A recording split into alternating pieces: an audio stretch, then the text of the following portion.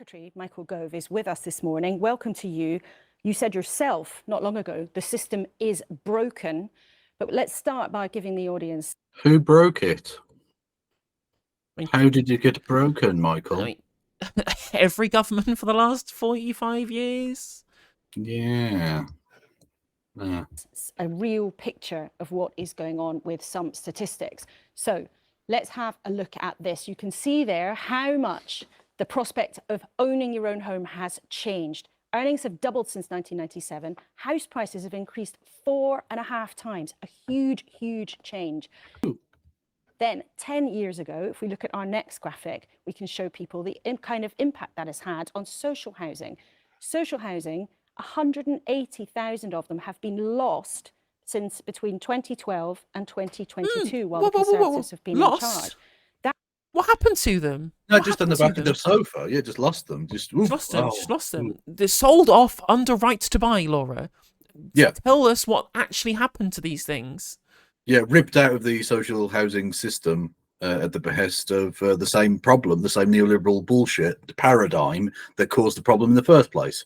That's, I mean, literally 180,000 houses stolen by government malfeasance from the people of Britain. Yeah. That has resulted in such huge pressure being put on. If we look at the next set of statistics, that has meant we've got more and more evictions. Just last year, 6,003, just over 6,000 in 2022, rather. Last year, a significant increase to more than 9,000 people losing their rented homes when they had done nothing wrong, those so-called no-fault evictions. And the knock-on from that to temporary accommodation, where people end up, is a huge increase. You can see there, 2013, not long after the Conservatives had taken charge, 55,000. Now, 2023, more than 100,000 people in temporary accommodation. And that's without even going into the more than doubling of the homeless population as well. Yep, exactly. Massive expansion across the board. Everything just says the Tories' policies, and to be fair, the red Tories as well, are appalling. Have destroyed any kind of semblance of a sane housing system. It's true. Every part of the policy platform has been bad for this. Obviously, we've constrained supply by having NIMBYs take control over everything in terms of housing policy. We have pumped extra liquidity into asset prices, by not putting constraints on who can buy property. So it's taken up by people on short-term lets, or people using it as an investment portfolio, or people having holiday homes and second houses. And that is a result of their quantitative easing plan going to the rich rather than to the poor for the entirety of their time in office, whilst claiming they were getting the budget deficit under control.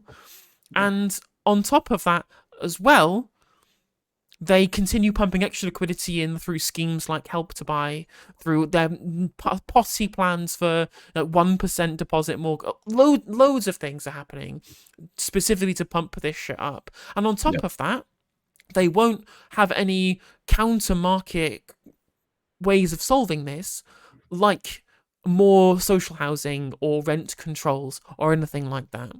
Yeah. It's not a matter of saving people, it's a matter of saving capitalism.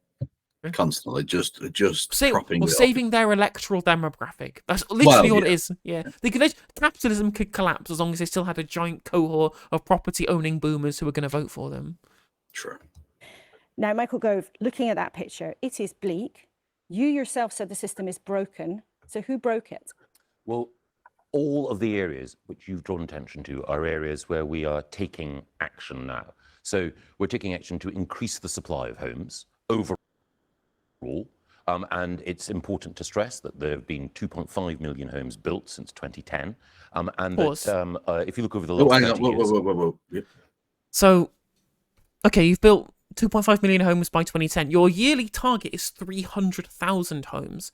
So in 14 years, you've built just over 100,000. That's like a third of your target, Michael. And on top of that, you say, we're taking action about building new homes.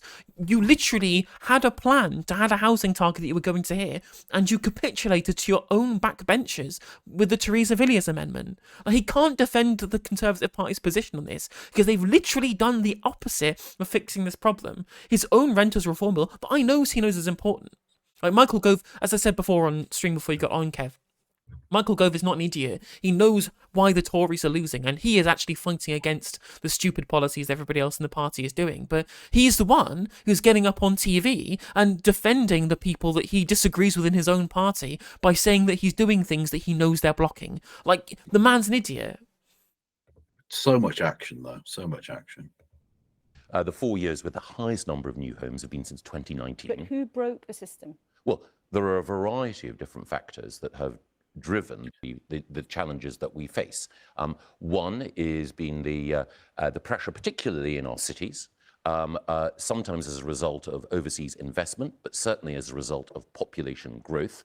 The other thing has been the need to ensure that we have a pipeline of new homes, and that's why we're taking action this week, and we already have been in preceding months to increase the supply, particularly in our cities, where the demand is greatest. And then a third factor, which I think is important to bear in mind as well, is access to mortgage finance. And in the wake of the 2008 financial crash, for entirely understandable reasons, the rules were tightened up on lending overall. Also, don't think, Michael, that you can sneak a cheeky little dog whistle past us there with the stress being put on our cities. We know what you mean there. So I'm absolutely gobsmacked that he's just saying, well, the issue with housing affordability is that mortgage rules were too tight, and that's the opposite. Tightening the mortgage rules, that decreases the demand for buying new houses. So if you want to increase the demand by relaxing the mortgage rules, you're going to push prices up. That's the opposite of a solution to this problem, Michael. It may have more homeowners, but it's not going to make housing more affordable for everybody. It's, again, another sop for the middle class that he's talking about here. And to go back to your point there, Kev, where he said the two things were population growth, and whilst it is true, population has increased and we haven't built enough houses, right? Blaming the people coming here rather than the NIMBYs is definitely a kind of framing.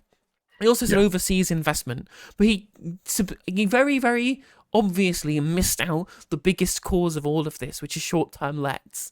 I mean, actually, probably not bigger than population increase and NIMBYism, but short-term lets are a way bigger problem than overseas investment, because as you mostly constrained to London, whereas basically every city in the country has huge swathes of proper residential housing bought up for you to use for short-term lets. Like, there's a reason why Scotland is banning Airbnbs, not officially, but in all intents and purposes with their licensing law for short-term lets. It's because Airbnbs are awful and they need to go.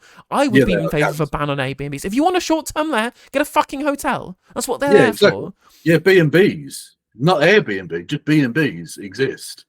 Go to a place where you can rent a room for a few nights. That's absolutely fine. Yeah.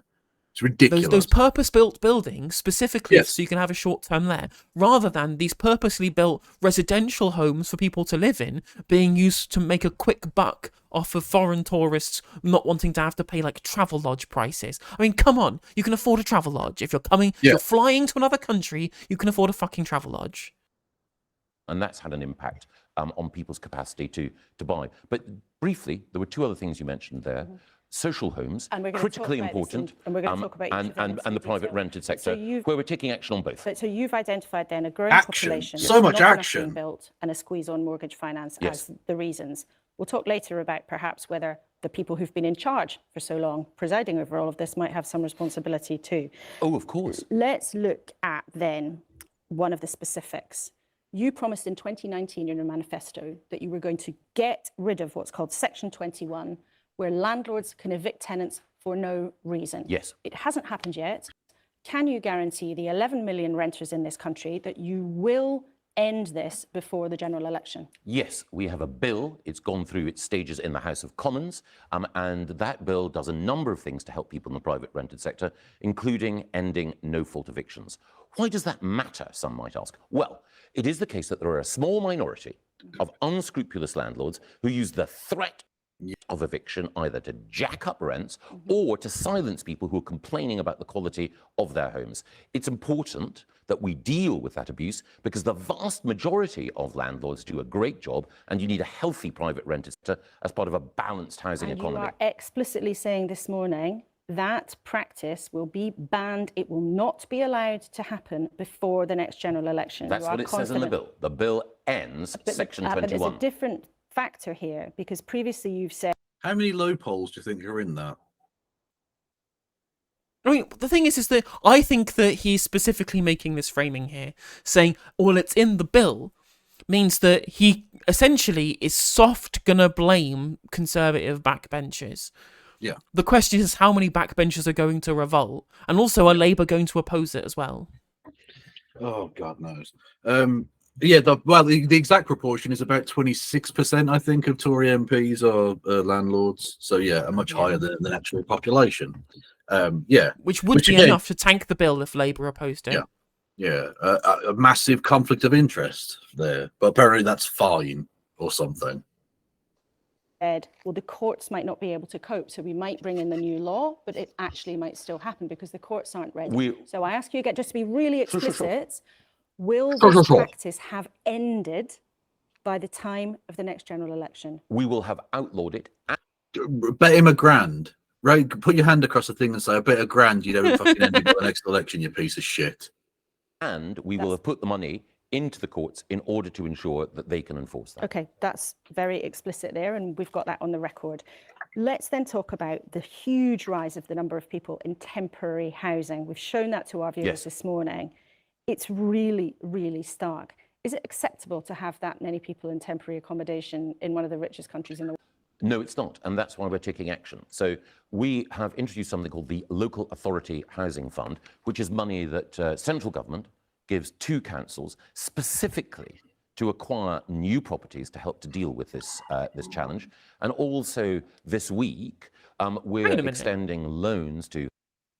Is that Michael Gove saying that the current levelling up and housing department in the government under the Conservative Party has more policy on state funding for council housing than the Labour Party do? Yeah, they're outflanking the Labour Party to the left. Yeah. That's they're literally providing state money. The government is doing stuff, which I'm told is how socialism works, to give to councils specifically to acquire new properties, not old private homes, but new properties for the specific use of creating new council housing, when Rachel Reeves herself has ruled out doing anything of the sort. Imagine if Michael Gove just did a little bit more, that would be communism. True. It would. That is how it works. Housing associations, the people who provide homes for social rent, in order to ensure that there can be at least another 20,000 new social homes there. That's on top of the 11.5. And of course, as was pointed out, buying up existing stock isn't actually helping the overall problem. No, that's why buying new ones is an important thing. Which is why, because I know that I've mentioned on stream, like Sadiq Khan and the Green Party have proposed plans to buy, and the SNP also have proposed plans to buy existing housing stocks to increase council housing supply, which is good and you should do that, but you also need to build new ones as well, which the Greens have plans for, and apparently the Tories now have plans for as well. Yeah, exactly. The only party that doesn't is the Labour Party. Socialist Party. 4 Democrats are planning to build new council housing, and they are literally the NIMBY party. That's what they exist to do. Yeah, they are literally the NIMBY talking shop. Yeah, that's exactly who they are and what they stand for. Mental. In the Affordable Homes Programme, which is a grant money that goes direct to local authorities and housing associations to provide more homes. Can you commit today that you will have got the numbers of people in temporary accommodation down before the election? No, I can't. I'm determined that we should. You know what? But fair play. I literally just said no because that's the true answer, expecting him to say something shit. But for once, a politician gave a straight. Yeah, I can't promise that. Okay, I mean you should be able to promise that because you shouldn't be a ghoulish prick and you should fucking provide housing for these people. But at least you're being honest that no, you can't promise that. Yeah, but at least we stopped the jam man who said he would do it on day one. Yeah, but that's but he wasn't going to house the Jewish people in houses, was he? Come on now. The pressures, some of which we mentioned earlier, are significant. So we are absolutely determined to do everything we can, but it's a big issue, and it's an issue which is also driven by, as we mentioned earlier, 2 things. One is the flow of population changes in our country, and there are a variety of different population changes. And then the second thing is the tough circumstances that people who are facing economic difficulties face in this country. And that's why it's vitally important that we stick to our economic plan, which will ensure not just that the tax burden is lowered, but also that we continue to provide support for those most in need. Some people might say it was also vitally important that you would stick to your plan by actually having the same people in charge of it. I mean, there have been 16 housing ministers in a short succession of years. It is impossible to imagine that this has not been part of the problem here, is that simply the government hasn't focused enough on this issue and hasn't gripped it. Well, I think that that is a category error. Because actually, if you look at the way in which policy has been delivered, then, as I mentioned, we have are on the verge of announcing 1 million homes, additional homes, having been built since 2019.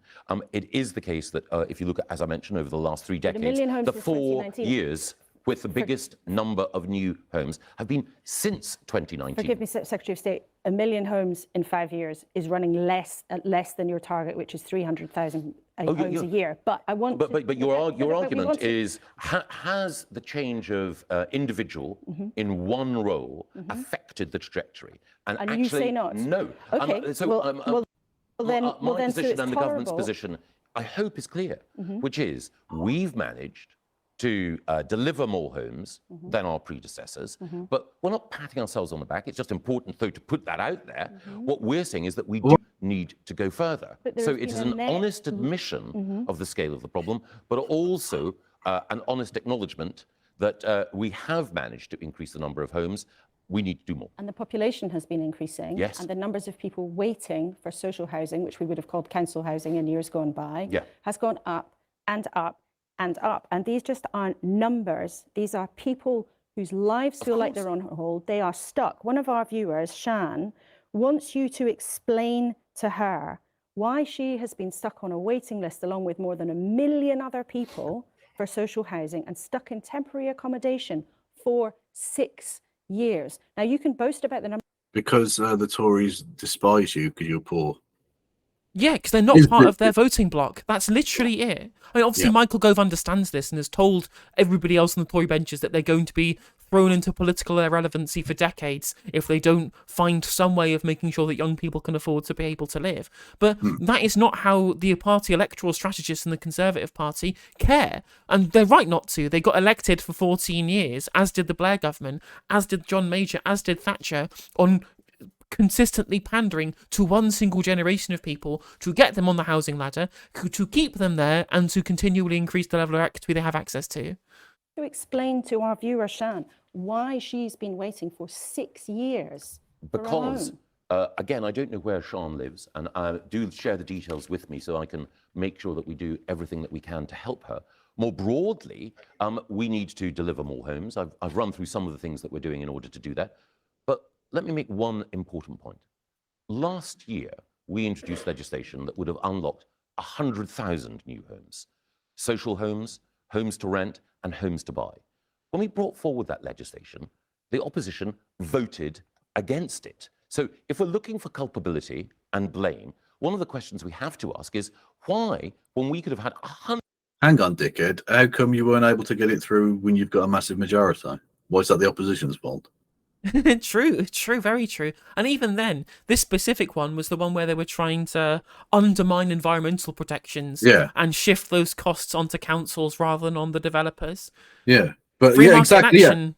It was a shit piece of legislation. But like, why is it that if you're looking for culpability, let's blame the small party rather than the one that's got an 80-seat majority? Exactly. So your own MPs didn't vote for it? Yeah, it was bad. It was bad legislation, and even then, they still couldn't put it through. Yeah, 100,000 additional homes. Did Labour vote to stop that? And that's because we have a plan to deal with this very important question, and Labour have no plan at all. Michael Gove, I think for people listening to you this morning, it's very clear that you acknowledge there's a significant problem with housing in this country. That's very clear. That comes across absolutely clearly. But it's also interesting that you sound almost like, a housing campaigner saying this isn't good enough, that doesn't work over there, yes, the system's broken. When in actual fact, you've been somebody who's been a minister in successive Conservative governments over a period of Yes. 14 years, when this situation has got worse and worse and worse. And you even told the Sunday Times in an interview that's been published today, you're worried that if young people don't get the homes they need, they might abandon democracy. Aren't you actually worried if young people don't get the homes they need, they're abandoning the Conservative Party? No, it's not about party politics. It's about making sure that everyone in this country has a stake in society and that people have a warm, safe and decent home. Let me mention three things very briefly. Right, no, forgive me. You, in speaking to the Sunday Times, you've tried to turn this into an issue of saying, democracy is in jeopardy if Yes. we don't do this. You've also just pointed the finger of blame at the opposition. You've been in charge for 14 years. I think some people listening to you this morning might think it's almost shameless to be pointing the finger at others for this. No, I have mentioned one specific example where we were taking forward proposals. In order for change to be made, we needed the support of Labour. That support was not forthcoming. Why did you need that support? As you're holding me accountable for. Why did you need that support? You're not in coalition with the Labour Party. You are a majority government. Why did you need their support? What happened to your backbenchers, mate? The last 14 years. And as I mentioned earlier, let's look at the record in context. My approach is always to say we need to do more, we need to do better in every area of government. And I think it's also important that we look at what we have done and ask ourselves what more can be done in order to do what is required. And it's not just, as Quajo was mentioning earlier, the number of new homes that we need, it's also the quality of homes that we need. So some of the resources that we give to people who provide housing have had to be spent on improving the quality of homes that were built 30, 40, 50 years ago, that are now reaching the end of their life. Well, hang on a minute. People who are... Michael, you say that homes built 30 to 40 years ago are now reaching the end of their life. Yet, there are plenty of people in this country sitting in excellent council properties that used to be council properties but are now owned by private landlords after they got sold off under right to buy, that are still here even though they were built in the 1940s, 50s. Don't you think it's weird that all of these Taylor Wimpey houses are having to be knocked down and rebuilt after 30 to 40 years so that we can cyclically consume their business needs rather than being built 100 years ago by the state for social utility and still lasting and being better quality than the new ones that are being built? Don't you find that weird, Michael? Don't you find that a little strange? The private housing of the interwar period and places like that, I live in a house that was built privately in the 30s, which cost 400 quid back then, by the way. 400 quid, so the equivalent of 19,000 in today's money. That's how much it was sold for originally as a private How many house. millions does it cost now? But obviously, during both in the interwar period and the post-war period before the 70s and 80s, council housing was being built in huge amounts, but we also built lots of private housing as well. But because the private sector had to compete with a thriving and high-quality council sector, these were high-quality private houses, right? Why do you think it is that the Taylor Wimpeys of this world that build shitty quality private housing now are all built? I've only ever built it since the council houses stopped being built too. Why do you think that now there's no competition in terms of who has what houses where and who builds houses where and the quality of them, that the quality is massively shot down in the Taylor Wimpey era when the private houses were actually good quality when they were having to compete with the council sector? Well, Hey there, if you enjoyed the video, make sure that you like and leave a comment. That helps the video out in the algorithm. If you subscribe and ring the bell, it'll let you know when I go live. I stream every day on YouTube and Twitch. You can also follow all of my socials down in the description. And if you want to support me in a more financial manner, there's a join button for membership. It's just 99p to be a member on YouTube, as well as a Patreon, and there's some merch there as well. And hopefully I'll catch you on the next video. Take care.